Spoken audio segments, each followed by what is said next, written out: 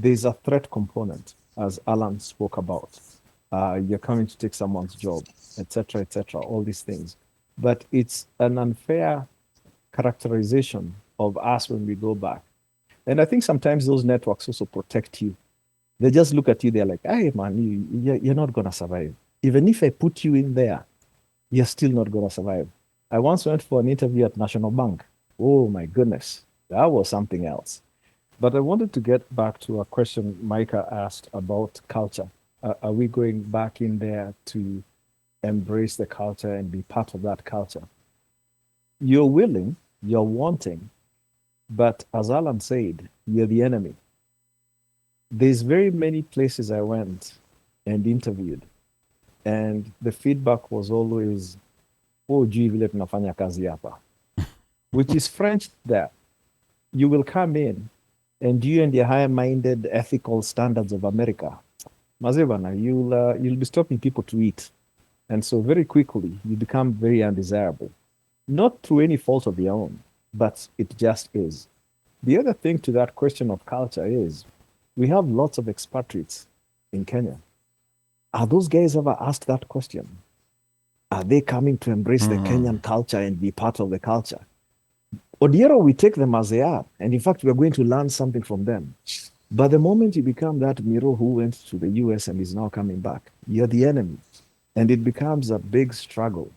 And then there was a Can I question. interrupt you for a minute? Yeah. My question was not telling you to adapt to the culture. My question was simple. My question was when we are going back home, right? We tend to research and try to make bases about everything else, right? We cover all bases, right? And you mentioned something pretty well, right? An Odiero who's an expatriate will go to Kenya and will blend in ajiingize kabisa ajipoteze, right? But then you'll find they say when Miros go back home, we want to correct and we want to have a higher nini, like we want to maintain, and that's the thing. That was my question. Do we shoot ourselves on our foot by not being able to go and adapt ourselves to that culture? I'm not saying that we embrace it and we accept it. No, I'm saying that when you go there, when we go there, when we decide to go there, do we go there with a different mindset of and start acting in a certain way? Just the way you said, they tell you that you're totally different. Is it something that we carry within ourselves, that it has stuck to us to a point whereby it's known that that's how we are coming? And is it something that do we think about when we are thinking about moving and try to tone it down or not? I think it's perception from the other end. We come ready and willing, but the perception from the other end is very different. There's a threat component, as Alan spoke about. You're coming to take someone's job, etc., all these things. But it's an unfair characterization of us when we go back. I used to be out here and I would marvel at the idea of you'd see Indian kids, kids from the Middle East, kids from all over the place. When you go to school in Boston, the class is so diverse. And a lot of these kids would always go back home. And when they went back home, they were embraced. Whatever it is you learned there, we want more of that. And if we're doing something here, let's see how we can do it differently. Hey, well, you go to Kenya today. That's your story now. You near Nawuko, and you don't know how we do things here. And the culture has just shifted. Okay. And I think I forget his name. Mubelwa Mubelwa, was talking yes. about Yeah. Connect. Mm-hmm. IBM used to have a system where on their phones, when you worked for IBM back in the day, you would have a way to see where you stand in the organizational chart. So like the CEO was 1, the guys below him were 2, the guys after that were 3. So if you're there 45 and you call a guy and you think the guy you're trying to call is Omosh, but the Omosh you know is also 45, then it goes to number 1, then you know you've made a mistake. I've always thought it's an interesting way of ranking your access to power for the people that make decisions. In Kenya, some of us out here, having believed the whole idea of networking, we were very blessed in people we could call upon. If you needed to, I don't know, talk to the president, I don't have his number, never have, but it's one phone call away. That to get access to that level of person is one phone call away. And all the networks in the world and all this. And I think sometimes those networks also protect you. They just look at you, they're like, hey, man, you're not going to survive. Even if I put you in there, you're still not going to survive. I once went for an interview at National Bank. Oh, my goodness. That was something else. Those guys were running their own little shop there. And they were very comfortable in the way it's set up. And you all will be coming from wherever, and guys are not very familiar with you. We go to Kenya, everyone wants to know, what's your name? Where do you go to school? Who are your friends? Where do you go to church? They're trying to vet you. I don't know we ever get to the point where guys have vetted you enough. They're like, okay, this guy is solid. Let's let him in. And that's the shock part, that you coming back are somehow of a threat and not a desirable person to help build everything. And then there was someone who said about, not being serious, coming to Kenya looking for a job. Well, Alan said it best. You have a desire to give back. Alan's specialty being a doctor, he thought he had some interesting knowledge and ways of doing things that would be beneficial to that environment. The desire to work in Kenya was one of those where, all else being equal, if fees were not an issue and everything, I could work for free, because it's just, we love that country so much. But the love, as Alan says, hey, you're on your own, man. You go there and pull your own strings and try and make it work. And that's just the harsh reality. Okay. All right. Good. We have another caller, but before we go to the caller, Kimani, there was something that you said on a live call on the show that was 2 weeks ago. You said something so powerful that it's been living rent-free in my head.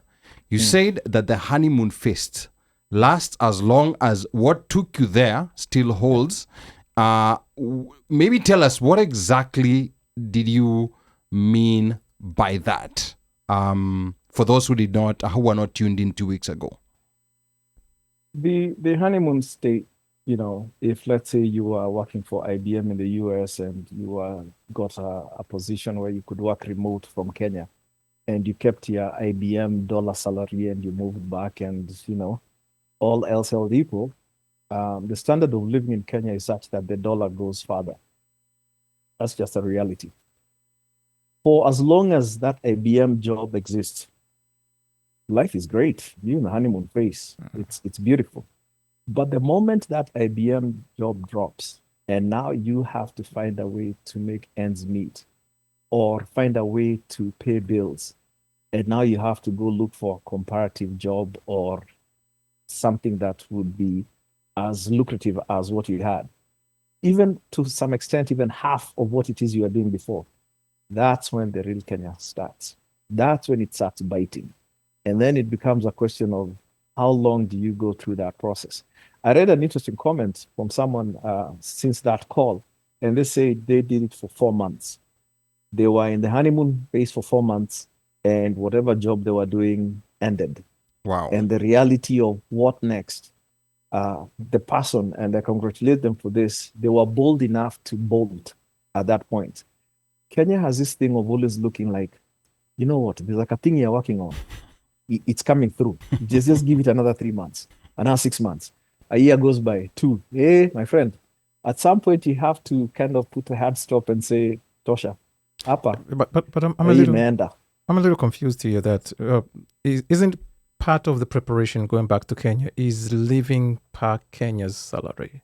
Because that's where it comes into, are you returning to Kenya if you're all expecting to be living there with IBM salary? Is that really salary returning? Or for those who are planning to return, they should put in their math calculation how they're going to live with ile kuendesha matatu, because and this is where it comes where I say maybe our perception is different, knowing that I can move to Kenya, but still earning US salary, living Kenya's standard, But unajua Bandio, before you go back to Kimani to answer that question, part of the problem that I'm seeing with this conversation, because we're all trying to learn, never having done that 5-year move like Alan did, like Kimani did, like between that period. But part of the problem with this conversation is a lot of people with the strongest opinions do not have that experience. And that's the reason why I'm saying, give us someone with a success story with the criteria that we put out there. One of the romanticization that comes out as minta toboa ntenda kuishi buruburu. You're not going back to live in buruburu. We know that. Yeah, but maybe sasa, they you hapo kusema, na especially kama una family, you know, like with kids who grew up here. Yeah. You're not going back to live in buruburu. You're not going back to live in phase 2. So hiyo romanticization kusema ati mimi nilikulia kijijini mimi, mimi najua kuteka maji. That is part of the problem we are having, and the person who's saying this ana watoto ambao wanakula ice cream kila weekend na cereal every morning, and then unasema sasa utarudi kijijini. So I think, you know, like that's where, you know, and we welcome the attacks that are coming in, but I have constantly asked people, please give us a success story with the criterion that we give. I will tell you, success story is not going there if you know you're not well prepared. Maybe to their defense, that's why they did not move, because they knew they were not going to make it. You know, so maybe there is a point there for us to take that. Yes. These people, they don't have experience because they knew they were not going to make it. That's why they did not go, and they stand by their decision. So maybe that's why they come from that angle. Okay, sawa. I'm just saying. Here. So Kimani, back to the question that Bandio asked, which I hijacked. You know, like are people going back unprepared? You know, like you're going back, you're supposed to be living that Kenyan life, but you're going expecting an American standard. Kimani. I wouldn't say an American standard, but it would be dishonest to say that you've been used to some modern amenities, and for the sake of moving back, you're willing to give that up. That would seem a little unrealistic. Also, it could be that way if you're a single guy going back, no big deal. When you have family and kids and everything, as you said, cereal and ice cream and whatever, they have expectations too. We had gone to see my father-in-law once, and he wasn't home, and we had to wait. And while we were waiting, our family friend invited us over for tea. And we went, and we had tea. And this will sound really obnoxious, and I apologize for this, but it's just the reality at a certain level of age or whatever. And so we went for tea, and tea came and bread came. And my son, at the age 4.5, he opened the bread and said, "There's nothing." To him, he's never thought that's normal or possible. So when we say moving back, the expectations of others, if you're a family unit, play a part into that. So you might not be all in and say, yeah, sure, I'll give up the Nairobi lifestyle and the convenience of everything it comes with. My shack is not too far away. I'm in Limuru. So we'll go and start village life. It might not work for everyone. So it becomes a little bit difficult when family is involved. Okay. Yeah. All right, good. We're going to get to that family part. Before quickly we go to the caller, at what point did your honeymoon crack? You know, you left in 2013. You're still in the honeymoon phase. At what point do you feel like it cracked before we go to the caller? For the first 9 months, I was living the life. Every Tuesday was Slims for jazz. Life was great. Nairobi is beautiful. I mean, heck, I don't know anywhere else you have that good of an experience. 9 months afterwards, there was a little dispute, contractual, between me and the person that we were in business with, and we decided to part ways amicably. Some things in life, you just, dollars and cents, man, you can always give out. Health is another issue. Dollars and cents, sour. Water under the bridge. So 9 months was great. After that, for about 2 years or less, or maybe 18 months, there was a promising project which had been gotten all the approvals or the necessary approvals to proceed. And it was going to be an extremely lucrative infrastructure project that we were going to duplicate in other cities in Africa. And I remember a lawyer friend who told me, this thing is not going to happen. And I just thought, man, you Kenyans are so negative. This thing is going to happen. We have the financing. We have the technical partners. We have the cities and towns that want it. We have done all kinds of studies, feasibility, etc. It's going to work. Hey, my friend. After 5 years, or just about 5 year mark, I remember telling the guy, "You are right. You are exactly right. There was no way this thing was going to happen." Although approval from the Ministry of Finance and everything, stamped as of 2014, says, yeah, your PPP project is approved. Go and make it happen. Mpaka wa leo, there is not a peg in the ground to say that thing has started.